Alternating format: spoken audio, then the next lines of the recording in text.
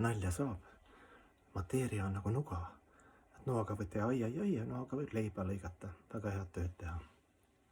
Suhkruga on sama, et siin on klassikalised näited 2 tükki, suhkur ja nuga. Suhkru omadus on magus olla. Mateeria vabastab sind siis, kui sa õpid juktava printsiibi ära, kuidas seda püha mateeriat, jumalikku energiat, keha, peenmõistust, füüsilisi elemente, kõike kasutad omagus püüdmatul Jumala ja teiste teenimise nagu meetodil.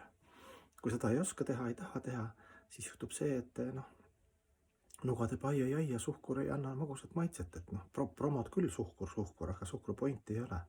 Ta ei toida hinge, sest hinge omadus on, eks ju, nagu suhkur, olla magus. Omagus püüdmatut, eks ju, spontaanselt läbi tantsu, laulu, muusika, läbi keha, mõistuse, kõigega teenida, eks ju. Teisi elusalandeid ilma businessi mentaliteedita. Ja see ongi nagu kogu elu saladus, et kui sa mateeriat teistmoodi ära kasutad, siis sa oled karmatsüklis, hea, halb, eks ju, erinevad kehad, lõppu algust ei ole, sünd, surm, vanadus, haigused, iha, viha, kadedus, see sama nagu plaat käib kogu aeg.